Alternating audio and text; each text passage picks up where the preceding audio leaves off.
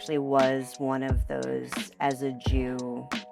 I used to organize for Antifa and other very far left groups, and was actively working to harm the Jewish community. If you're a good person, then you stand up against the evils of those bad people, and you stand up for the victims of that, and you're like, wow, I am a good person, and I'm seeing that these people are evil, and so how do I get involved? And so you go out and you're like, well, what do the human rights organizations say? And you see Amnesty International, who's been hijacked by Islamists, saying Israel commits genocide. The West has been very much the target of a lot of this Muslim Brotherhood propaganda. But the people of this region, who also experience the exact same genocidal colonialist occupation and oppression, they all know that the people who are trying to destroy us are the same people trying to destroy them. In order to be considered indigenous by their standards, you can't have sovereignty. Oh. It was the Marmara, the flotilla from Turkey, that really woke me up, and I was like, wait a second, all of this is insane. My family was fine with me being like a purple-haired tattoo artist punk rock, but as soon as I started keeping Shabbat, it was a scandal.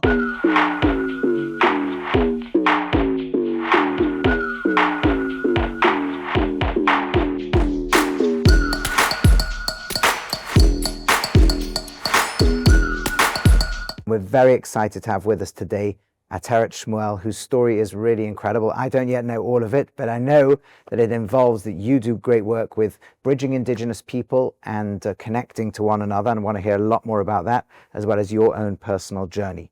And if you like this video, please do not just click on the like button, which you should do, but also subscribe and click on the notification button so other conversations can also come up and you can know as and when we have them. Typically, people involved in human rights and Indigenous activism are often associated with the, let's say, less traditionally Jewish, less pro-Israel camp. Were you ever, your story began? Nowadays, okay. So how did your story begin? I actually was one of those as a Jews. I grew up very much in the world of very radical leftist politics. I used to organize for Antifa and other very far left groups. And I had internalized a lot of the anti-Semitic propaganda and hatred that our people face, and was actively working to harm the Jewish community. I mean, there's a lot in those few sentences. A little bit to unpack that. Yeah. What ages is this? What years? And you don't even know your age, but what years are we talking? This was on college campuses. This was. It was even before college. I grew up sort of in the punk scene in Boston, so very academic, very left, very radical. Over the last 20-something years, there's been a massive shift in what the real party policies are within the left and the right. It feels very much like the polls and the goalposts have really been shifted and pushed in a very extreme direction until they're now basically in the same place. But once upon a time, Antifa used to actually just be anti-fascist action, and a lot of people that were involved in it were Jewish and were anti-Nazi. And about 25 years ago, a lot of the anti-fascist movements and the anti-racist movements, and a lot of these movements and academia and the media were sort of hijacked by the anti-Semitic narratives of the Muslim Brotherhood specifically. And that made a big difference. That's one of the reasons why we see such a massive shift in the public statements and public actions of groups like this. Like, one of the last things that we did when I was organizing with Antifa was we protected Jews going to a Holocaust memorial. Okay, because you said it was very anti-Israel. Now it is. So when you were involved at work? I was. Back then it was the beginning of this narrative. Like, I'm not anti-Semitic, I'm anti-Zionist. Like, that was starting to come into it in like the early 2000s. But there was still this understanding that fascism was wrong. Right. That Nazism was wrong, that blatant hatred and anti-Semitism and bigotry against people based on their race or ethnicity or gender or, nationality was wrong, and that violence against those people was wrong. That's changed. And I have not. And so basically I sort of stopped finding myself fitting in those circles. As they moved further and further towards actual fascism, I continued to be anti-fascist. But I did have a lot of the internalized anti-Semitism. I was fed a lot of the anti-Israel narratives, a lot of the stories that were pushed into media and academia and social justice movements, like the Jews were white European colonizers who were committing genocide and apartheid, even in the late 90s. People forget those words have been around a very long time. Part of the movement for this was sort of stripping these words of their meaning. We were all sort of told that we needed to like own our privilege, that we were the bad guys, and we needed to, if we weren't part of those groups that did actively oppress minorities and people of color and whatever, indigenous people, that we had the obligation to own our privilege, to and to create space for other people and other narratives, and to stand up against the evils that our people were doing. Human rights and social justice advocacy and indigenous rights advocacy wasn't a hobby for me. I'm a career advocate, and so the more that I went into it professionally, the more that I was boots on the ground in human rights work, the more I saw firsthand that all of these stories, all of these narratives that people had been giving me, professors at universities, my friends in the activism community, social media also, and the news and all of that, it was not true. The more that I saw how it was being spun, the more that I realized just how thoroughly soaked in like anti-Semitic propaganda all of these stories and all of these narratives that were being pushed onto us were. My real sort of aha moment was actually in 2010.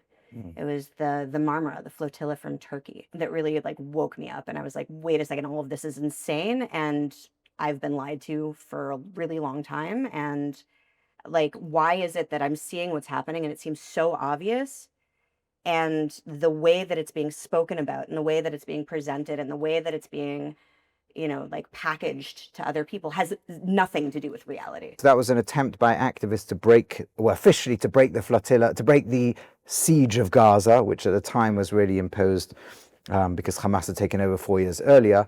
And these guys came in on a boat, and it was basically the same thing as what like Regretta and her. Right, except this time when Israeli commanders came on board, there was violence, and some activists some Israeli soldiers were injured, and some activists were killed.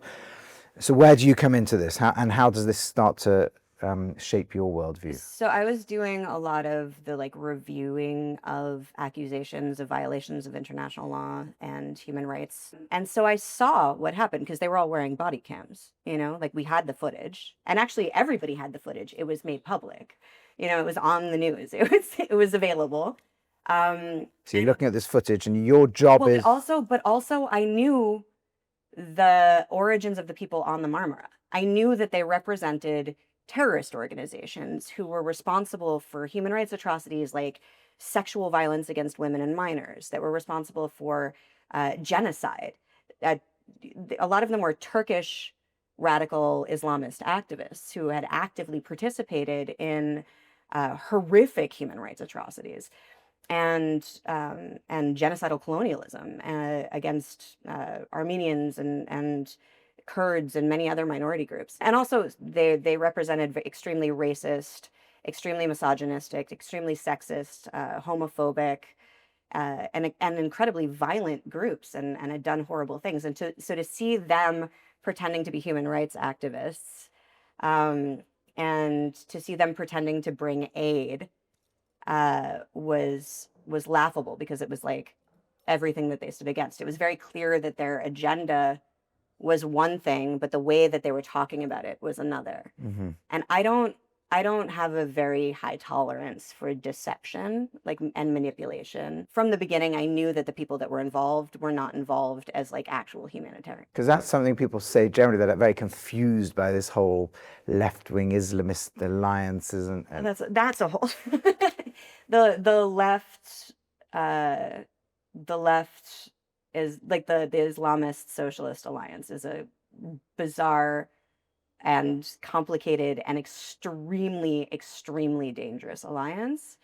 Um, and it's very funny, actually, because both the left and the Islamists are not in this partnership in good faith. It's very funny. If you talk to Islamists, they're like, yeah, we're using them so that we can achieve the destruction of the West, and then we'll get rid of them. And the leftists think that they're, the best of the best, the most important, wonderful people in the world. And so they're like, yeah, the Islamists are our partners in this to destroy the West, but once we've, like achieved our goal, then, they'll be enlightened and understand that our way is the right way. It's this like sick and twisted, toxic marriage that of the left and Islamists that created the horrible human rights atrocities that we see in the Islamic Republic of Iran, for example. It's literally like what broke the country.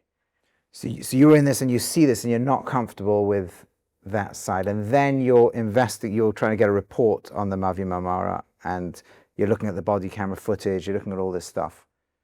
And what's next?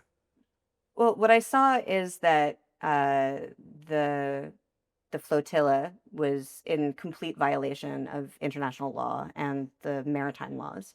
And the state of Israel gave them very clear warnings and was like, hey, listen, you're not allowed to enter Israeli waters. And if you do, we will be forced to board your ship and turn you around. And the Marmara was like, we don't believe in the state of Israel. We're here to free Palestine. And Israel warned them again. And this happened several times. And they were like, no, we're coming in anyway. And so Israel was forced to board the ship and try to turn them around. But they did so unarmed. They didn't have live ammunition. They only had paintball guns. And when they were attacked, they fought back. But they were attacked by the people on the Marmara. And all of this was on video.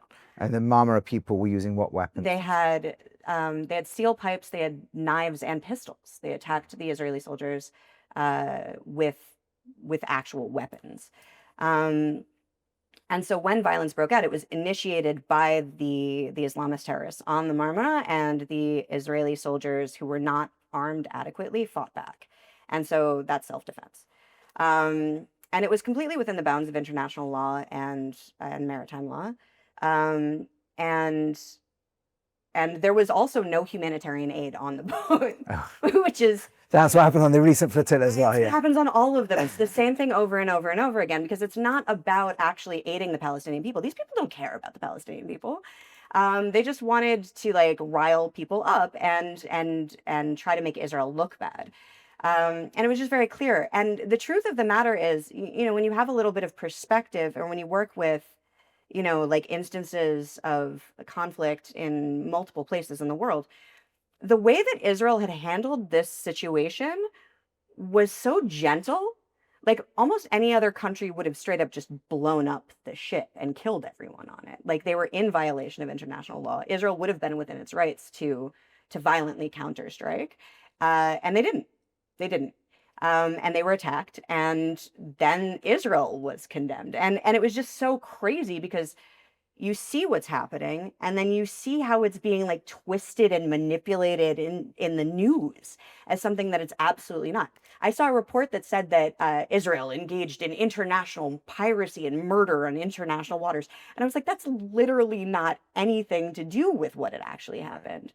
And I was becoming more and more aware that I was being manipulated. But that was really like my wake up moment, where I was like, this is crazy, like actually crazy. So you've woken up, but you're still very much in that world. So are you starting to have conversations with people? Are people react? Are you telling them, I'm seeing things here that don't fit our narrative? I think it's really important to understand this. In the West, you have a lot of people who don't have any sort of system of meaning, right? They don't have a strong relationship with their family. They don't have community. They don't have religion. They don't have culture. They don't have anything that they feel like they are a part of and that they belong to and that gives their lives meaning. And they're miserable.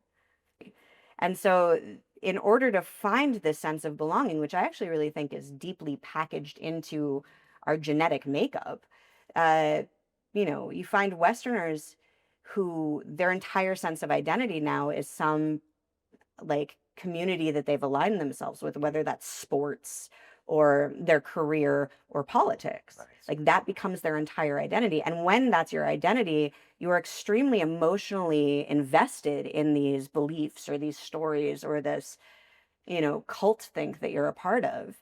And so it's exceptionally difficult for people to be able to go to question that, because it begins to unravel their entire sense of purpose and being and existence in the world. And so for a lot of people, it was too difficult for them to remain morally and ethically consistent if it went against their groupthink.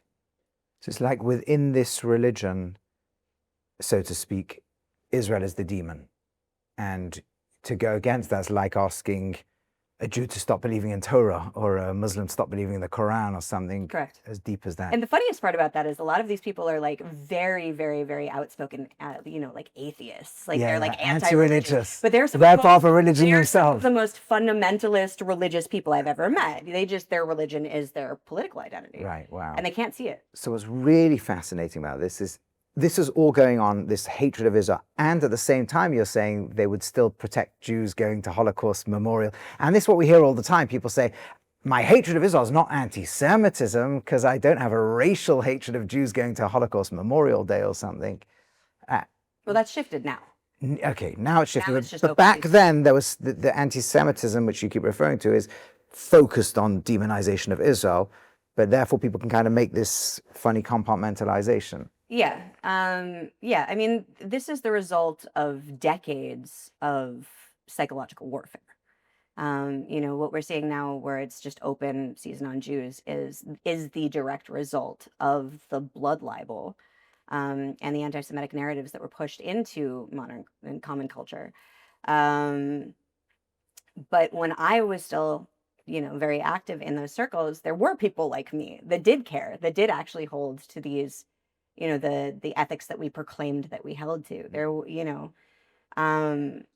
were people who did believe that Jews didn't deserve to be beaten up for being Jewish. There were people who believed that the Holocaust was a bad thing. There were people that were anti-Nazi. Now, this propaganda, this libel, has really like poisoned people's perception. And the crazy thing about it is it was started by the Soviets. Like the whole anti-Zionism thing was just the Soviets rebranding of anti-Semitism after World War II, because the Soviets were just as anti-Semitic as the Nazis.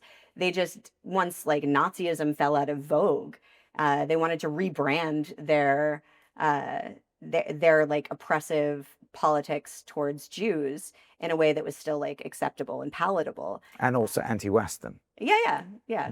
And it has resulted in the horrific situation which we see now, which is that people no longer differentiate. There's been such an extreme dehumanization of Jews with, the labeling of Jews as baby killers. It's literally just medieval blood libel that's been rebranded to a modern audience. Like in the medieval ages when they said that we killed Christians to use their blood for matzah, that resulted in the slaughter and massacre of Jewish communities throughout Europe. And when I was growing up, we found that laughable. We were like, who would be so stupid to believe that happens? And the truth is most of the West. Because all they've done is they've rebranded it as, instead of Jews kill Christian babies, it's Jews kill Palestinian babies. Right. So a war is really like a dream for this kind of, if you've got this narrative, the Jews are evil, you can't quite, or Israel, the Jewish state or the Zionists, and you can't quite justify the rage you have. A war, an urban war, which is always horrific, is cameras on, let's look at every civilian casualty, let's justify our rage. Look, there's dead babies, they're killers, it justifies the narrative. Where America goes to urban war, it's horrible tragedy. Israel goes to urban war, look, they're deliberately massacring them all. The accusation that there's a genocide here is ridiculous, because if you look at the actual statistics, if you look at the actual numbers on the ground, the average civilian to combatant casualty rate in situations of urban warfare is somewhere between 9 to 10 to 1. So 9 to 10 civilians for every one combatant are killed. Whereas our statistics here, if you take Hamas's own greatly inflated numbers, are much closer to less than one civilian per every one combatant. Well, you're saying, like, for example, if they say 68,000, if you take all the natural deaths out, you're on 48,000. If you take the male over female ratio, you'll find there's more. There's like 20 to 25,000 Hamas fighters dead and 23,000 civilians, which is a miracle in urban warfare. I think we need to understand the context in which this war is happening and the context in which these numbers are happening, because the numbers speak very loudly against the lies that this is a genocide, against the lies that women or children are being slaughtered, against, and the facts on the ground show that. And yet when you look at the news, it's all like screaming babies and emaciated, starving children from Yemen or Syria. They just recycle footage. This is literally a fact. Or as we saw, genetic right, genetic, yes, that nobody managed to find. Every newspaper in the world had an image of an emaciated child, and not a single one of them was one who didn't suffer cystic fibrosis, or some of them were not even in Israel. Right. Yeah, as you said, yeah. No, so what I'm hearing from you though is the power and energy of this passionate religion that pre-existed with a narrative that Israel's committing genocide, turning an urban war where 99% of the civilians are alive for the first time in the history of urban warfare. People are not interested in the fact. And I think part of it is that there really has been this huge, like all-out war on perception.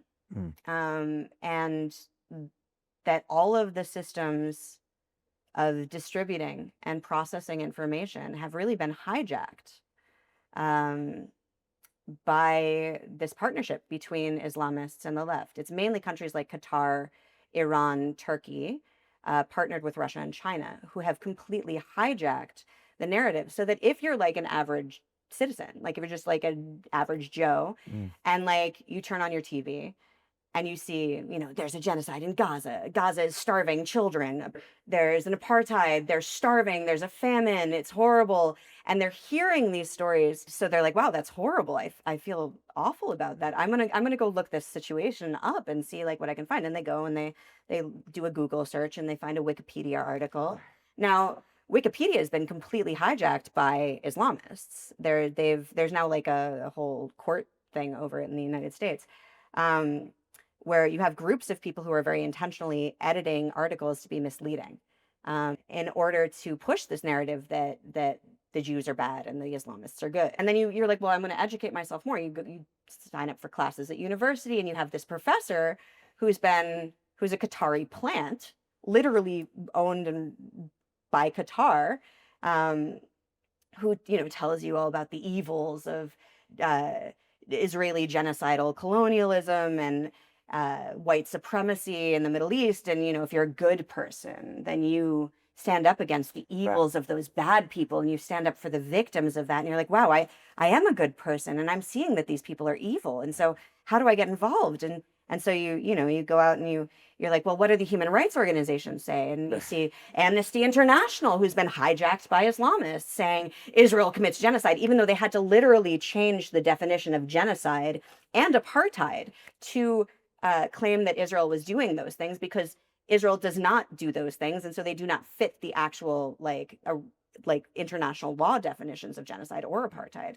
And so you're like, wow, all of these, and the UN has done this condemnation, and Human Rights Watch, and and all these groups, and wow, the Israelis must be so horrible. Like, how is an average person supposed to begin the process of believing that every single piece of information that they're getting from every angle is a lie? Right. That's not an Not a easy natural thing for a person to even begin to imagine, let alone to believe. And so it's hard to fault people for thinking that these crazy lies are happening, because they don't have any pushback. I happen to think that this is this is like a physical war that's happening on like geopolitical scale, but I also think that there's a spiritual aspect to it as well. What do you mean by the spiritual aspect?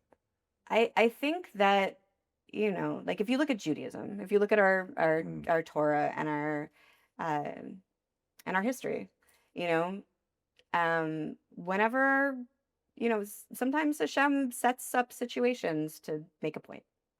you know? And it seems very clear to me that, you know, that people have sort of been pushed into onto different sides of, you know, whatever line in the sand has been drawn.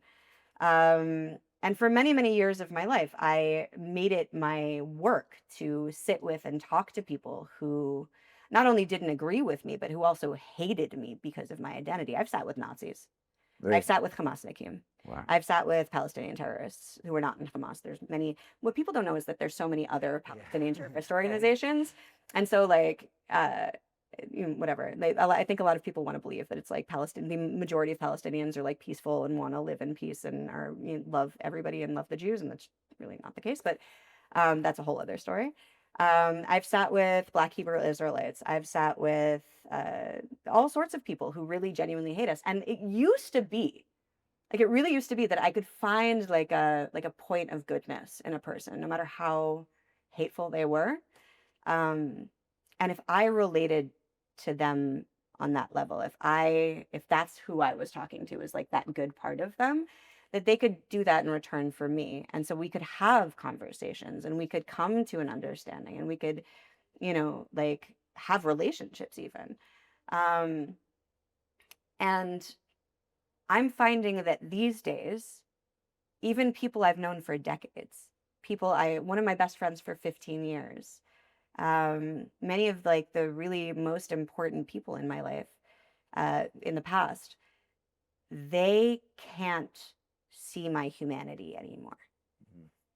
They have been so indoctrinated that they no longer are willing to listen to me about the things that I see firsthand or that I have experienced firsthand because it challenges their belief systems. Wow. And so even if I relate to them with nothing but love and respect and kindness, it's not reciprocated. Wow.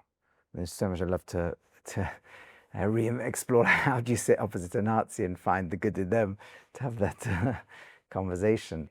Everybody believes that they're doing the right thing, you know? Like that's the confusing nature of evil, is that, you know, like everyone believes that they're the hero of the story. Right. And so if you're not able to hold yourself accountable and be like, wait, and question yourself and your beliefs and be like, wait a minute, am I in the right here? Am I the bad guy? It was like what I'm doing correct. If you're not able to like take accountability and have integrity, then you can get really easily sucked into, you know, Nazi death cults like the Free Palestine movement.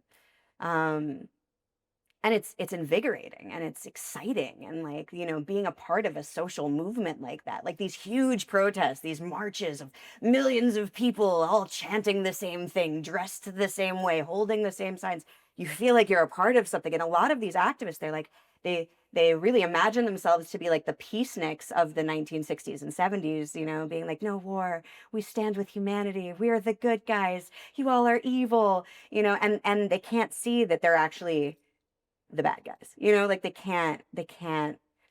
simply can't hop it because it's too important to their sense of identity. So let's talk a little bit. During all this, you got a spiritual journey of engaging with your Judaism as well. And then I want to get onto the whole indigenous piece, which I suspect was happening at the same time as all this as well. I don't know if they're intertwined threads, they're different threads.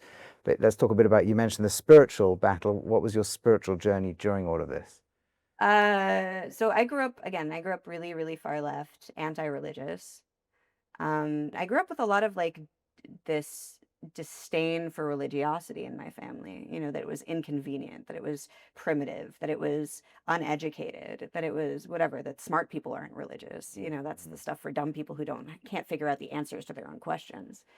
And so my family was fine with me being like a purple haired tattoo artist punk rock, but as soon as I started keeping Shabbat, it was a scandal. Whatever, religiosity was not framed in a positive light at all in my childhood.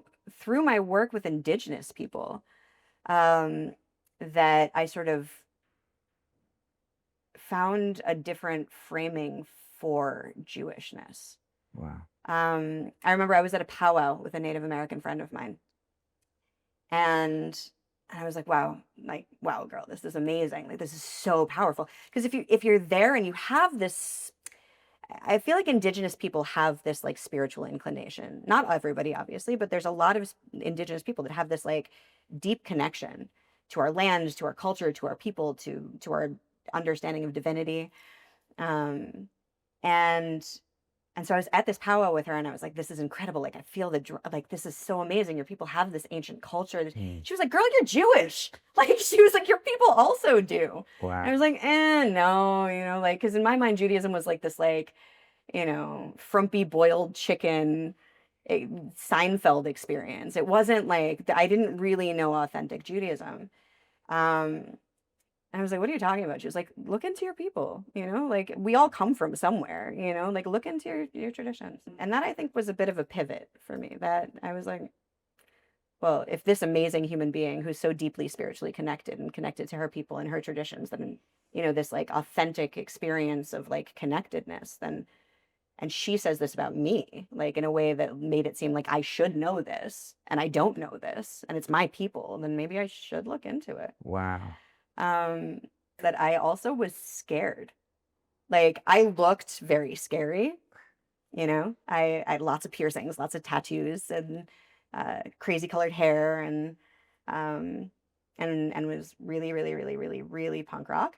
And I was afraid of being judged by these, these pious rabbis and all of these like modestly dressed women, and so it was a really slow, very, very painfully slow process for me because I really wanted to know what it was to be Jewish, and what we did and why, and to feel that connection.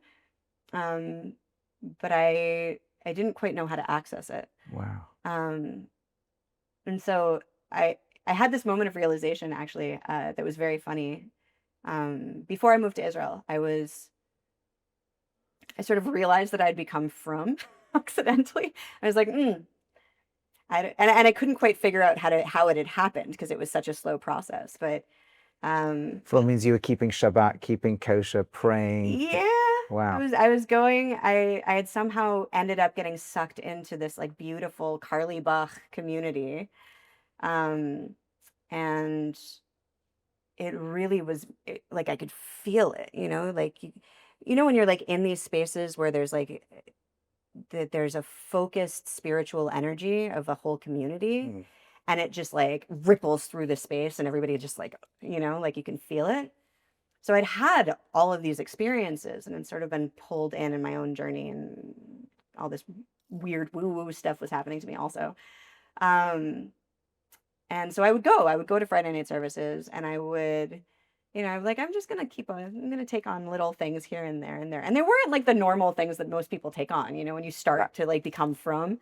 I think one of the first things I took on, even before keeping Shabbat, I was like, I'm going to wear white on Shabbat to bring Mashiach.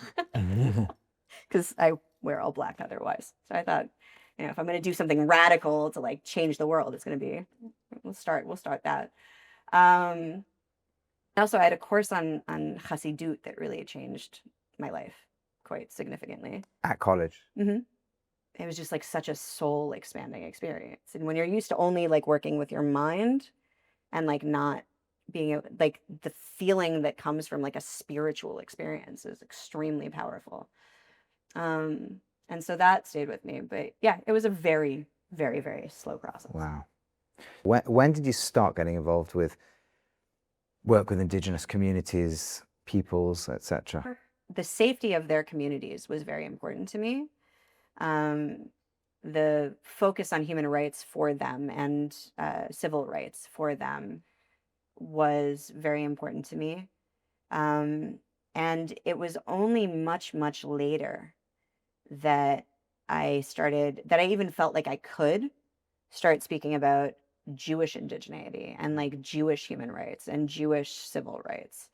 Like when we were growing up, it was true that the people whose voices were given currency, who were given a space at the table, who were given positions of power, who were in power, who were making decisions for everybody else, tended to be like white, wealthy Christian men, right? And so a lot of the work that we did was pushing away from that, like allowing for there to be space for women's voices, for minority voices, for Indigenous voices, for the voices of the LGBTQ community, for the voices of, whoever. And uh, and it got pushed so far that now, unless you are a neurodivergent, gender fluid, non-binary, trans, handicapped, uh, whatever, your voice is not viewed as valuable. Like, you need to be able to tick off all of the boxes of all of the oppression, and in order to be seen as having something that's worth listening to, which I think is equally as problematic. Whereas I think it's just important to view people as human beings and listen to what people have to say across the board. So you're at this point, you're fighting for the rights of the indigenous peoples. So what sort of fight would you have fought? What sort of thing would you have achieved for them? There's a lot of issues that indigenous people uniquely face, and Okay. that's true for Jews as well. Land rights. Indigenous people have a unique relationship with our lands. Our land is part of our identity, and it's a piece of who we are. And because of that, our entire ideology and spiritual and cultural and legal framework often has a lot to do with protecting and preserving our land so we can live in it in perpetuity. And colonialist empires that take over and colonize and occupy indigenous communities don't have that same respect for land. So I think it's something like 90-something% of the protection of biodiversity is done by indigenous peoples. Really? Yeah. So environmental preservation, land rights, basic human rights, because most indigenous communities who live under occupation are stripped of that. The atrocities that indigenous communities worldwide have faced are so shocking, and so not spoken about.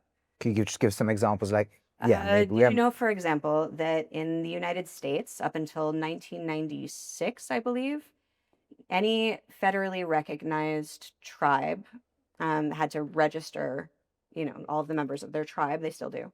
But up until 1996, the government partnered with the churches, could remove by force their children from their homes and put them into these residential schools or Indian schools, where many of them did not return. They were not allowed to speak to their parents. They were not allowed to practice their religion. They were not allowed to go by their indigenous names. Their hair was cut, which goes against their religion. And many of them were horrifically abused. Sexual violence was rampant. Many of them were sterilized so they couldn't have children. The occupying forces of these communities didn't view them as human necessarily, and so they didn't keep records of them. It wasn't like they weren't talking this in the United States. This in other parts of the world. Canada. I mean, the same is true for many different places throughout the world. Indigenous communities face unique challenges and often genocide in a way that people don't understand at all, and nobody talks about it. It's not in the news. Nobody boasts about what they're doing anymore. It used to be that colonialism was viewed as a good thing, and so people would talk about it. Like, you can find stuff, I think, in old British newspapers talking about we colonized this region, and or the Diary of Columbus, or the when going out and discovering new lands was viewed as something positive.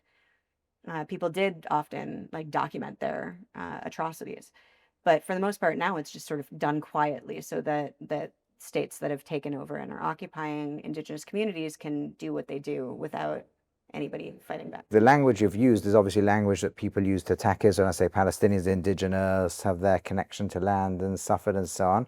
On the other hand, of course, one can look at Israel as indigenous and the connection to the land and suffered and been attacked. And where does indigeneity fit into that in your picture? So this is a really, really, really important thing, because this language is used, and it's specifically weaponized against Jews. Like colonialism, occupation. Right. It's also silly, but most people don't even know what indigenous means, right? And so I think it's really important that people understand the definition of indigenous. What is the definition? So for the purposes of my work and my organization, we have a very specific and narrow definition of indigenous, which is a nation that has an ethnogenesis from within a specific land space. So they come about as a people from within a specific land who have historical ties to that land that predate colonial contact, who have a unique language, culture, dress, tradition, spiritual and religious framework that's connected to that people and that land, and the desire to pass that on to future generations. Okay.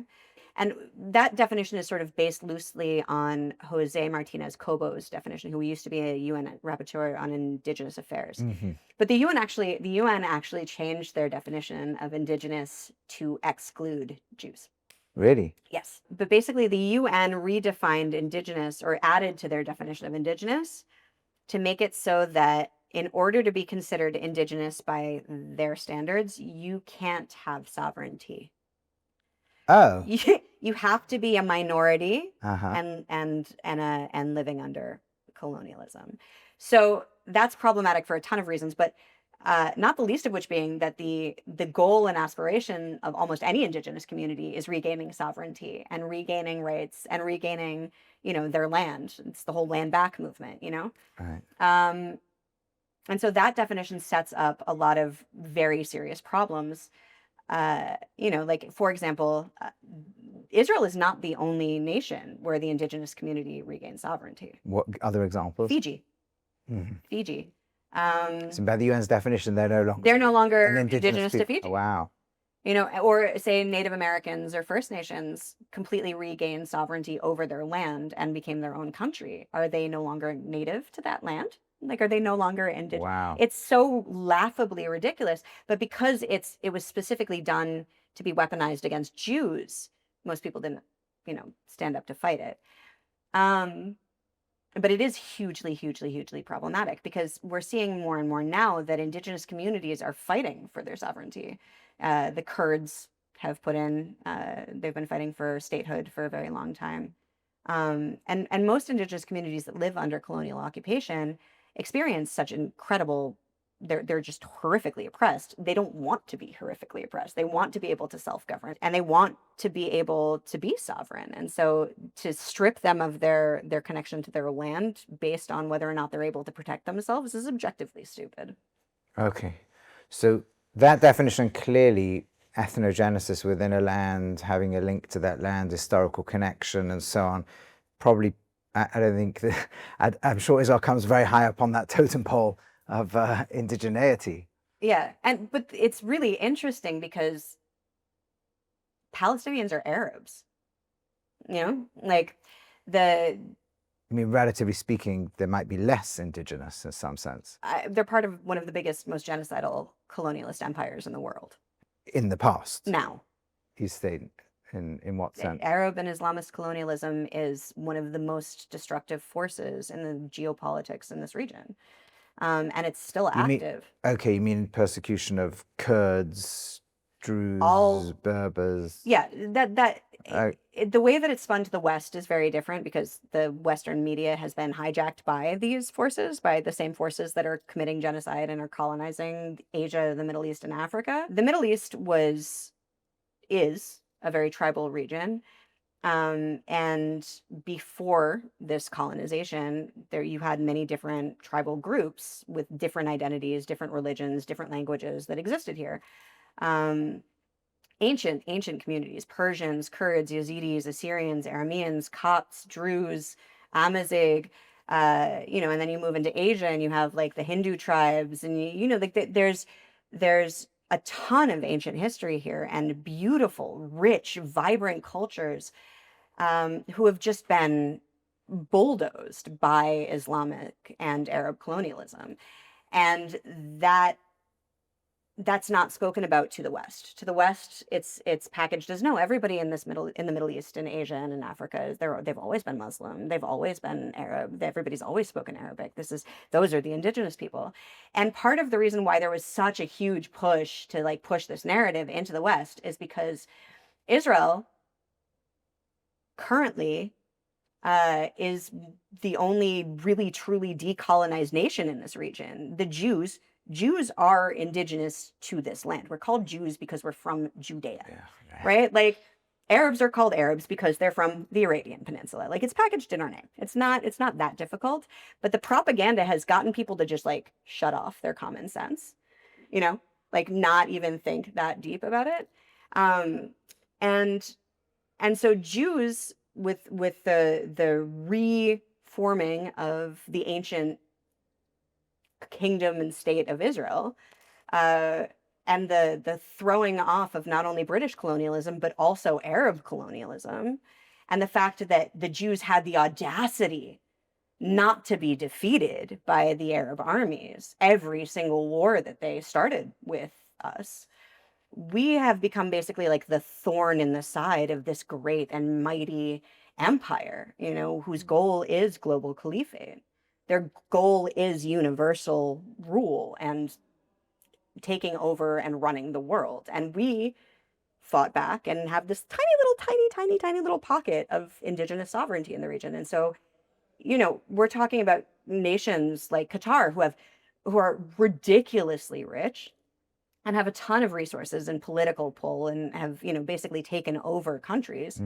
Um, and so they view us like our humiliation, our erasure, our destruction is seen as essential in the growth of the global caliphate.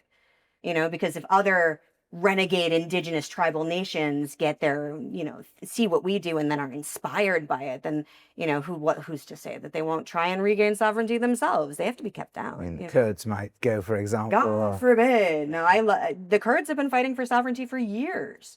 The Kurds live under 4 different genocidal Islamist colonialist empires. I mean, Kurds are Islamic themselves. Some of them. Right, most of them. Yeah, but not all of them, and they were also forcibly converted.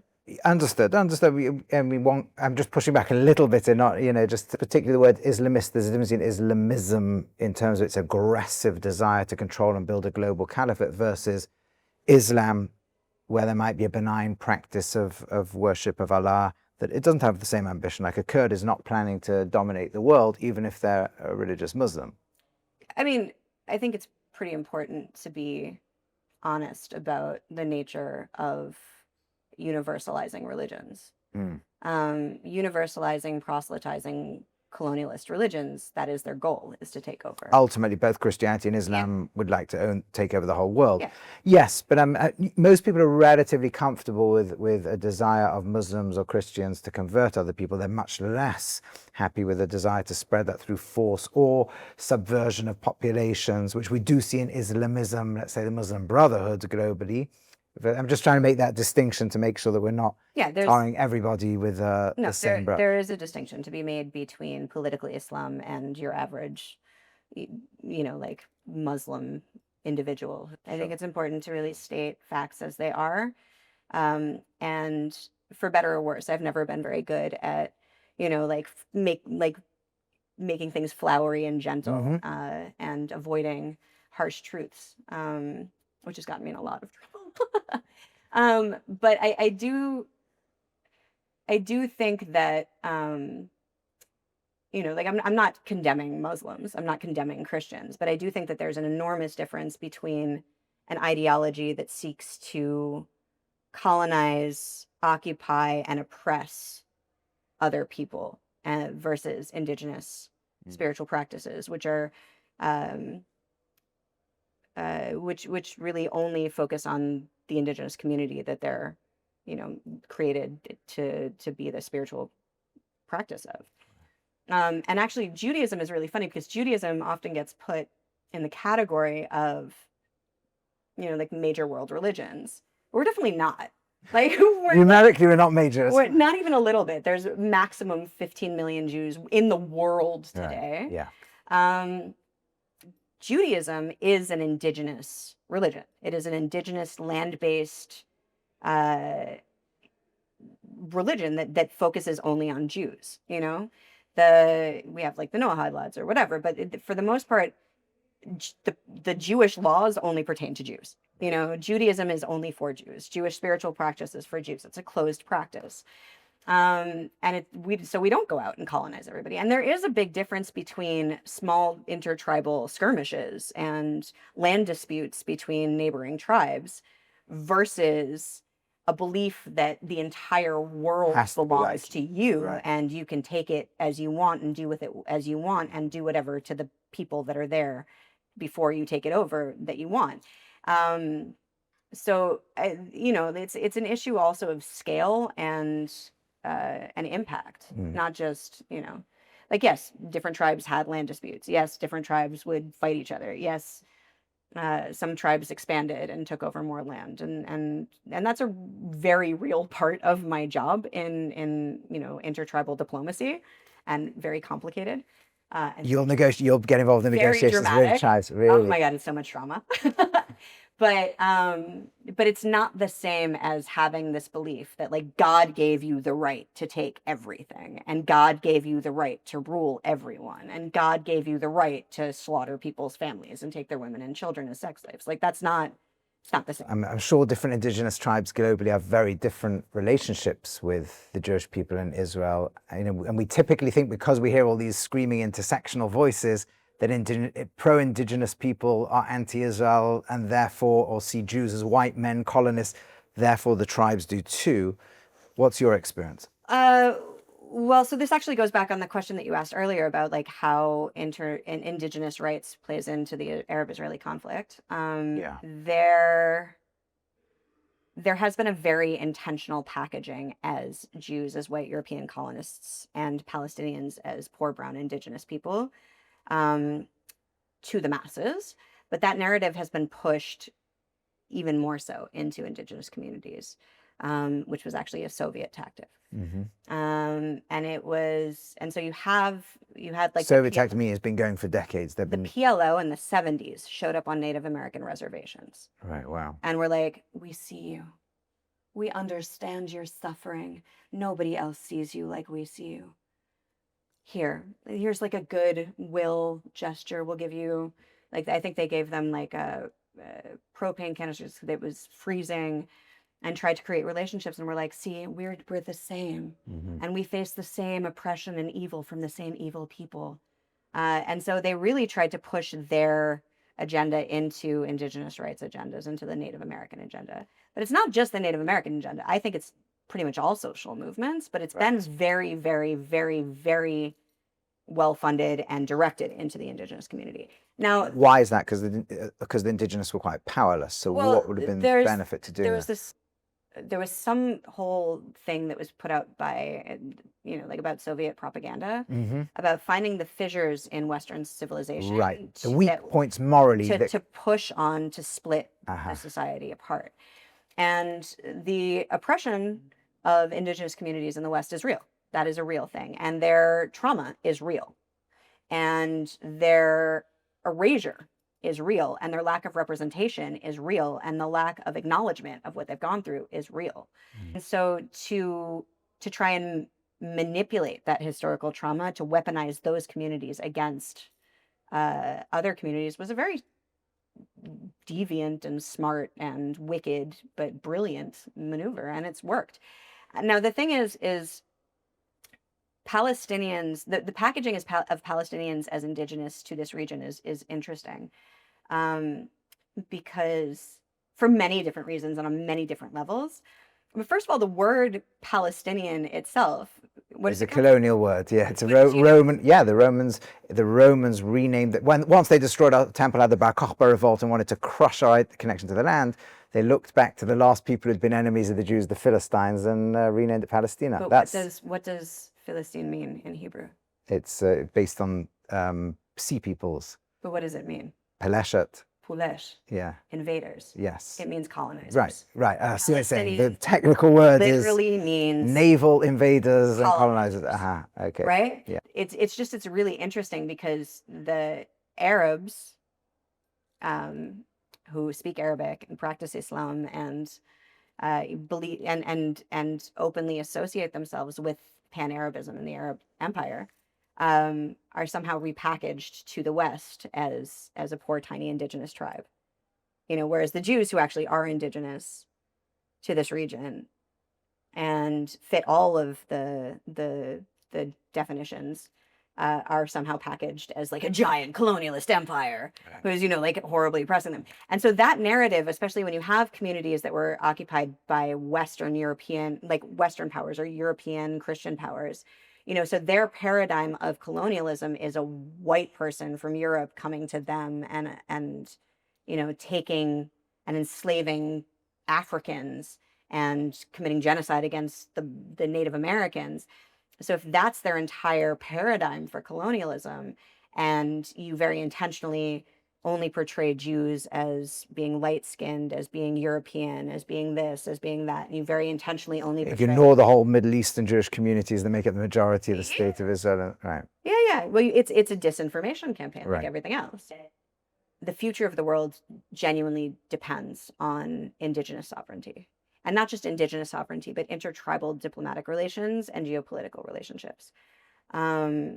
And that it's incredibly important for us to be building these relationships. And helping other communities understand who's who and what's what, because there's so much disinformation that's been pushed into, the public's mind, into the public's view, into academia, into the media, into this, that, and the other thing. And so, yes, there is a lot of this anti-Semitic propaganda and anti-Israel propaganda that was pushed into Native American communities. Yes, there are Native Americans who are being used and tokenized to push Islamist colonialist agendas while believing that they are fighting imperialism. And there are also many Native American and many Indigenous communities around the world who view Israel and Zionism as a successful land-back decolonizing movement. A model for them. Yeah, especially Indigenous communities of this region. Right. So yeah, it's the West has been very much the target of a lot of this Muslim Brotherhood propaganda, the Red Green Alliance propaganda.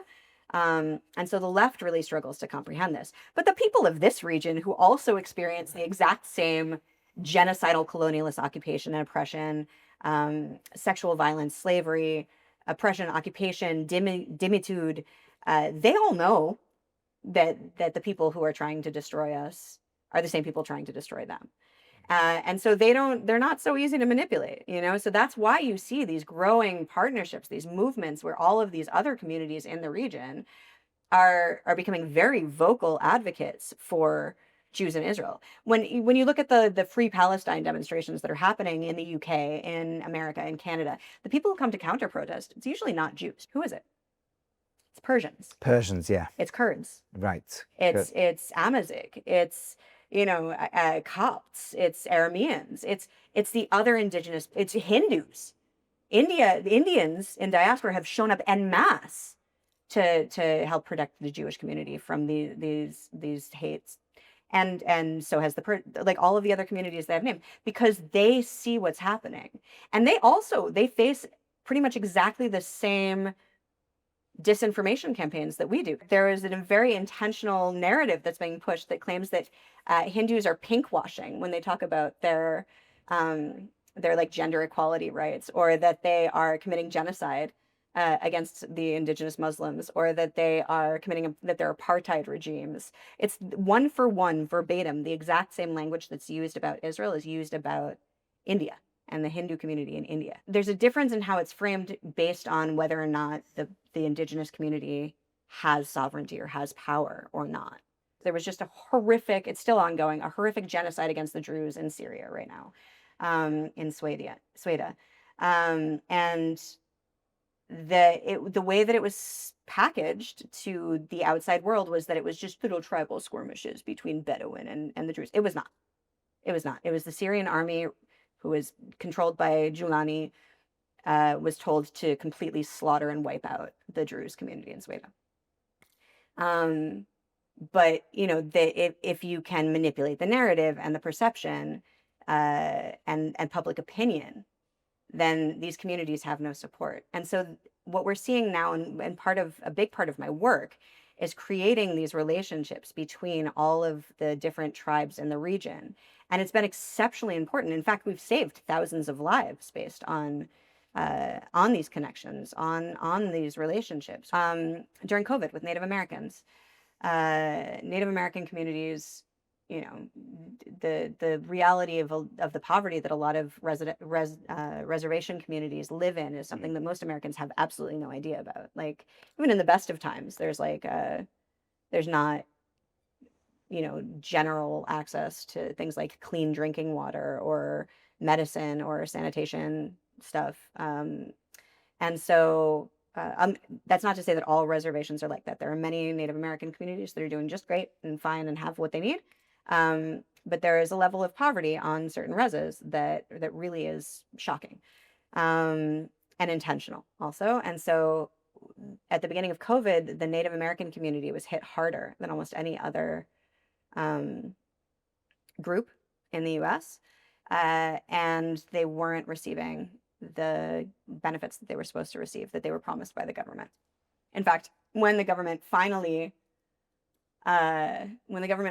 delivered some of the medical supplies that they had promised them, it was body bags instead of PPE. We were able to rally the Jewish community in the United States and get a whole bunch of donations. We got, I think, like $50,000 worth of medical supplies and a charter plane to Navajo Nation, which was hit harder than almost anybody else in the first week. We were able to deliver PPE, medicine, healthcare workers, supplies, water, food, baby formula to communities that were really, really, really at the brink and suffering a lot when nobody else was showing up. And so that is sort of the nature of a lot of the importance with intertribal solidarity. And also a lot of the communities that we worked with have been very actively pushing back against the anti-Semitic propaganda. Right. So you're doing it out of the goodness of your heart, but it happens that people are looking and going, maybe or you're talking to them or they're asking you questions and you're able to educate them and they're looking and going, this stuff's not true. This propaganda is false. Wow. Yeah, it's intertribal relationship building is hugely, hugely important. It's not something that our government, unfortunately, really values so much because Israel really wants to sort of behave, in the stage of, government, like geopolitical states, and have that kind of like diplomatic relationships with other states and heads of states. But we're tribal people, Yeah. and humans generally are. Yeah. And we live in a very tribal region. And so being able to build those relationships with the tribes around us is exceptionally important. But you're talking tribes around us in the regions, one thing, but then there's also this, your tribes in America, or tribes in Asia, or tribes in Oceania, tribes everywhere. Correct. Wow. Yeah, and having these diplomatic relations with tribes all over the world is also enormously important. And it's not one way. It's not just like, getting people on our side, God forbid. It's that these are communities that also face the same issues that we do, often from the same people. And so by coming together to support one another, to learn about one another, to form actual relationships with one another, we're able to like help each other up. A big part of what we do is educational. Like Indigenous Bridges as an organization has 5 main pieces to what we do. One is educational. Yeah. 2 is political solidarity. So actually actively showing up, mobilizing communities in diaspora and in their own lands to support the other Indigenous communities that are there. The 3rd piece of what we do is economic. So a lot of Indigenous communities are intentionally impoverished by the colonial forces that have occupied them. And so we're basically creating these relationships that will allow economic sufficiency from within a community themselves, from a place of honor and dignity, and without relying on the forces that really are invested in their destruction.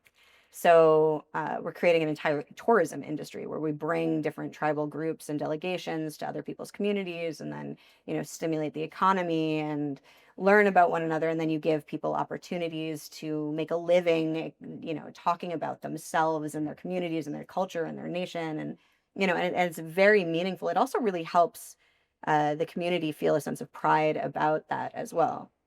The 4th piece of what we do is agricultural.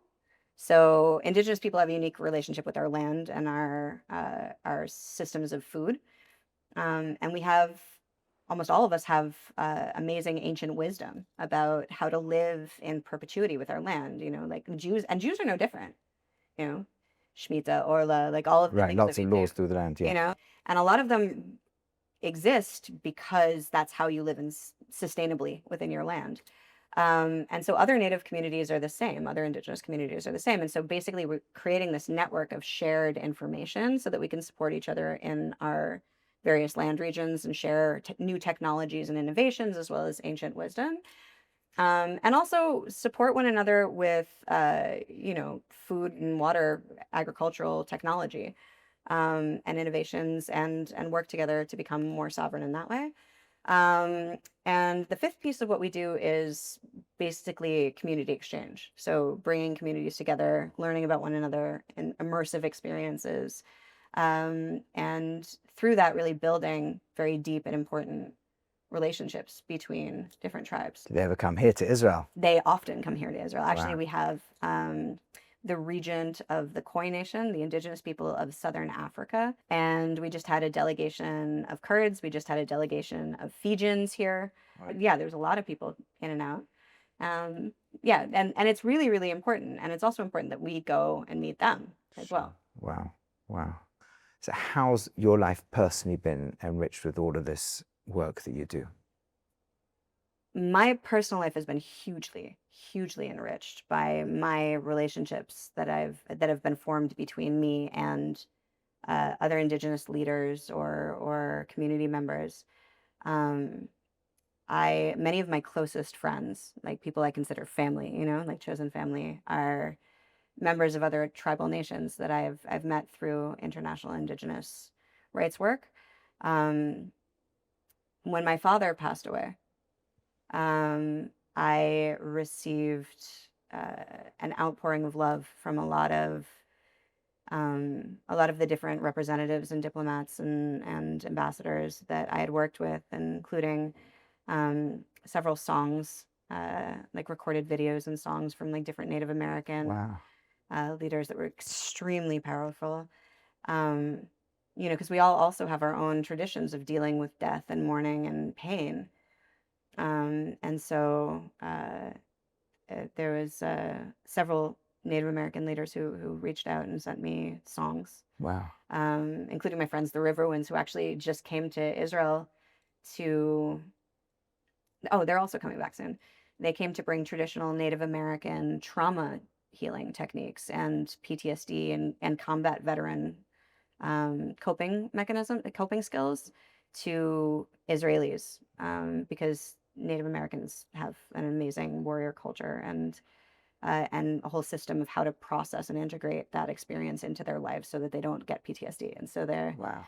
that was brought to us and to me, and I've been really honored to be able to take that to other people and to bring communities together. And for many years, a lot of our relationship was just, it was like, getting our communities together, learning about one another, um, supporting one another. And then October 7th happened, and so many people fell away. So many people like fell to like the darkness. Right.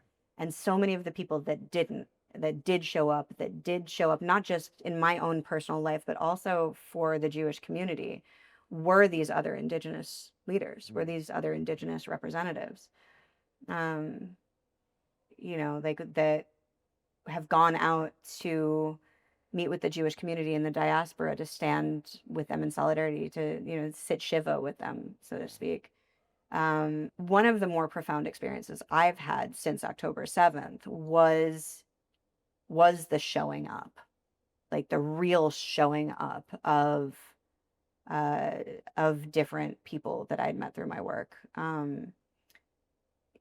who came to me, who messaged me, who called me, who sent me gifts, who, like really came into my personal life, and who also, wherever they were, fought their government to stand against